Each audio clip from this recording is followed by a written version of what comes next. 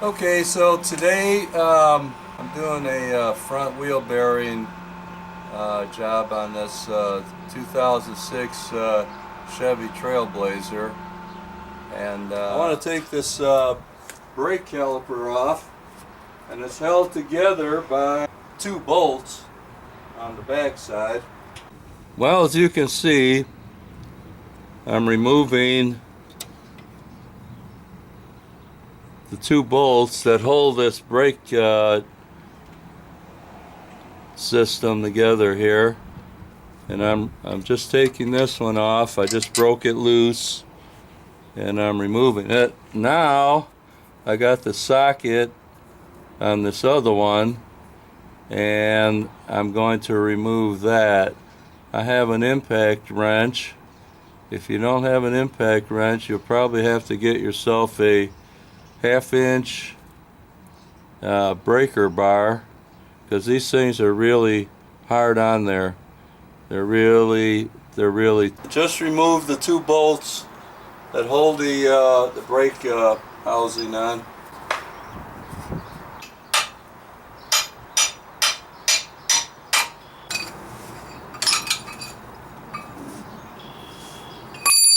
Okay, what you want to do at this point is get yourself a couple of bungee cords. Take this rotor off. Next thing you want to do is there's 3 bolts holding this flange here, and we have to get rid of those, and I'll show you what they look like.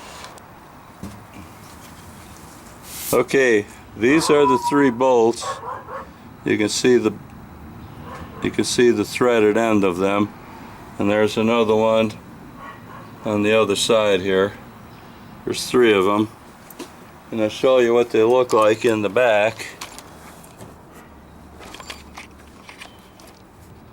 Okay, so here they are. There's one. You can see the other. There's this 2 here, and you can see the other one in the back there,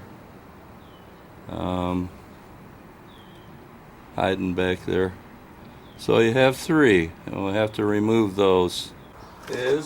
Remove the big nut from the axle, and that's going to require a 35 millimeter, for this particular case, socket. You're going to have to either have an impact for this or a, like I say, big breaker bar.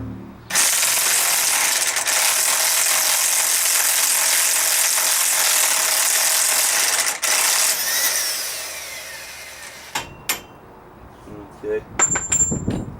Now, screw that in a little bit. A 1/4 of an inch or so. And then what you have to do is pound on that. What you want to do is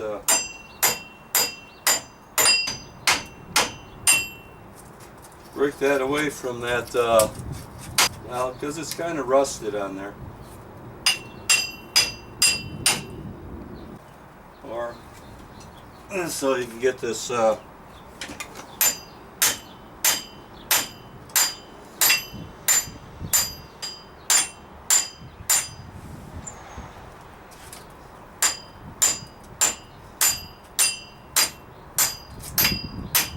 now. Depending on whether or not you got a new, I have a new cable on that one, so you can go ahead and just cut the old one off.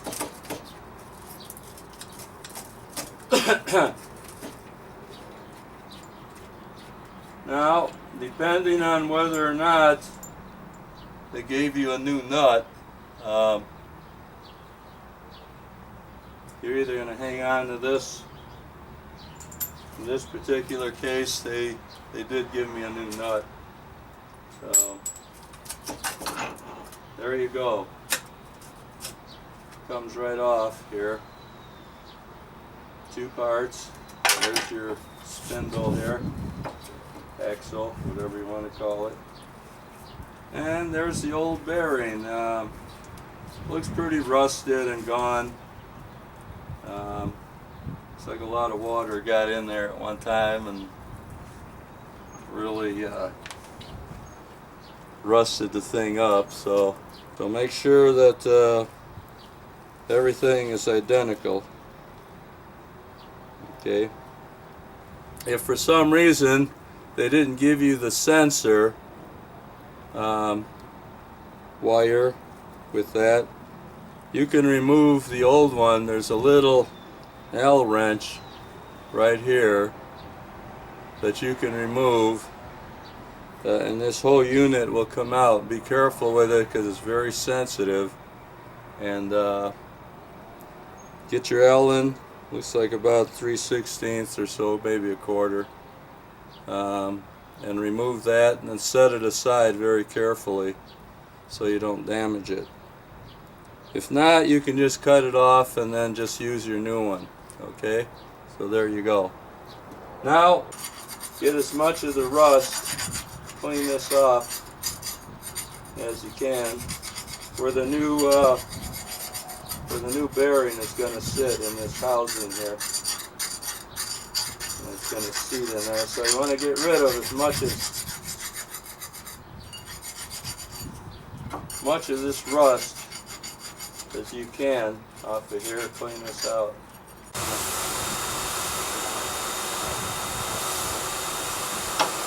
This makes everything go back together easier, that's all. No particular reason. Bearings are already pre-greased, so you don't have to worry about that. This is just so things will slide together easier.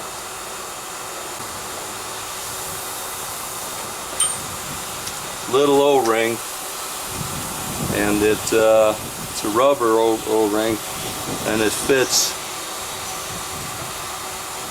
right on the end there. Now I'm going to show you something. When we install this, you make sure that this O-ring stays there, doesn't slide off. Now this particular flange that's in the inside, you can go ahead and pound off as much rust as you can. Do not bend this or warp it. You can scrape it or do whatever you want. You could even paint it if you want, but you don't want to warp it or pound it out of shape. Okay, and scrape it. You can lightly pound on it to get the rust off, but don't bend it. Flange back on there. Make sure you push the wire through there.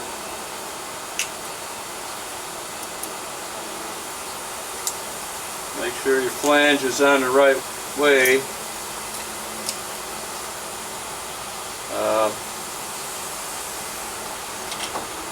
Slide that on there.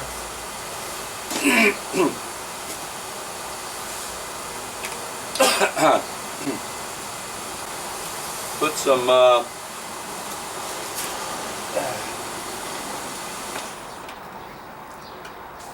little anti-seize on the bolts,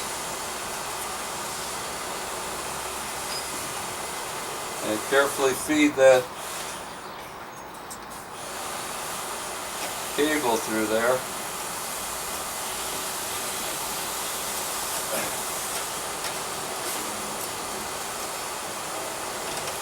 Gently work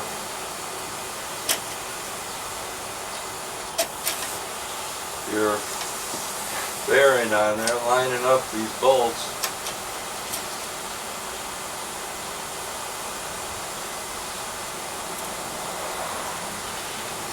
Yeah, See if we can get one started and line it up.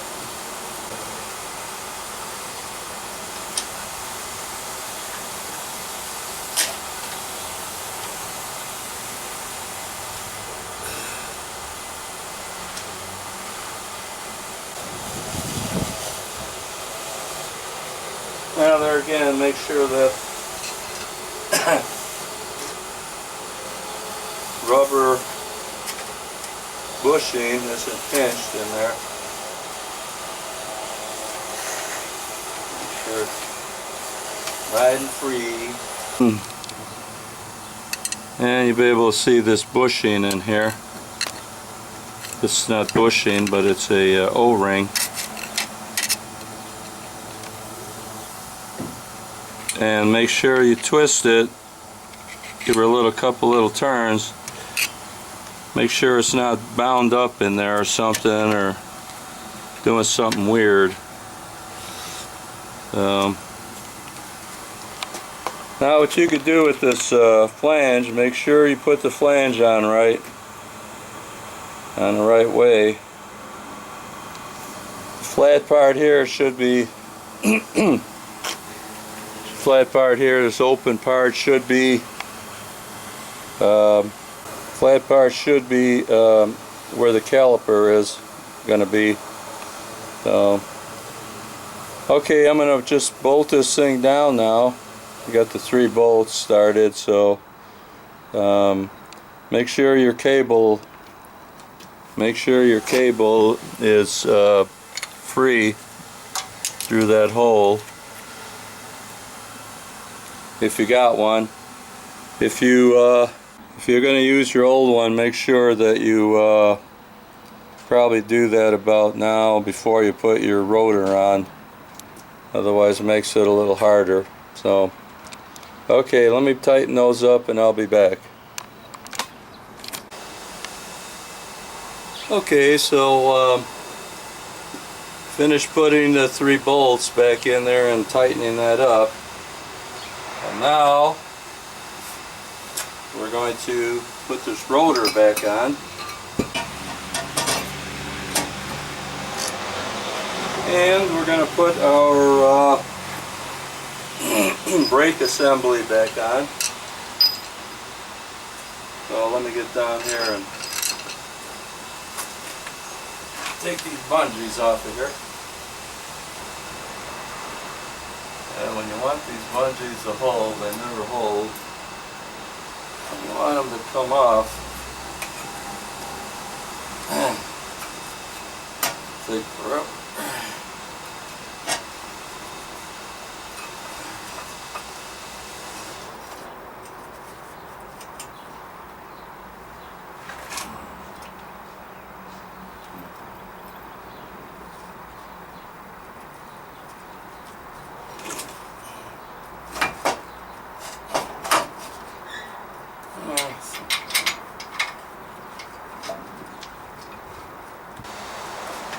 I just got to line up the holes. And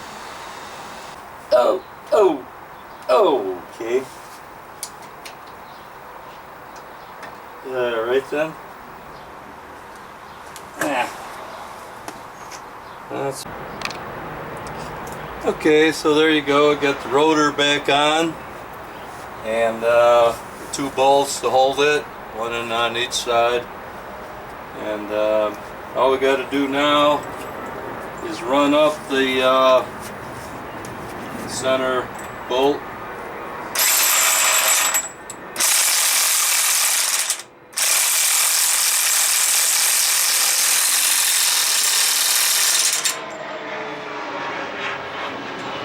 And there you go.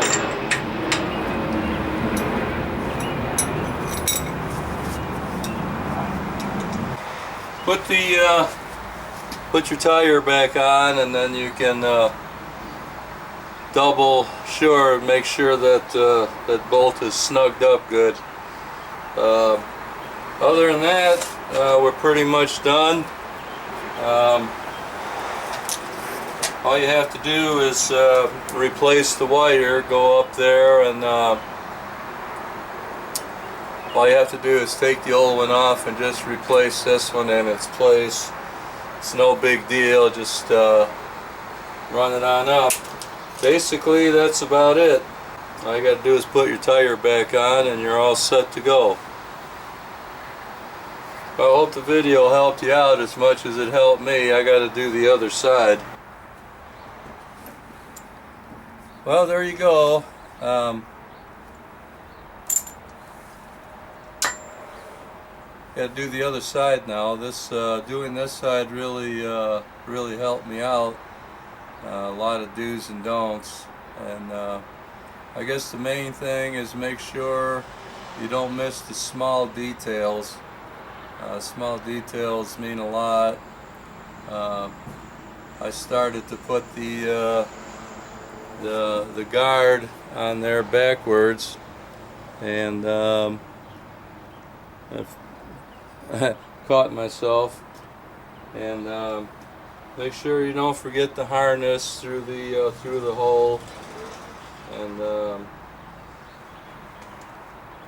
the brake caliper, you might have to collapse it in order to get it back on. I didn't have to, but you might have to get a C-clamp and force the piston back in there in order to get that brake on. But other than that, it's not a bad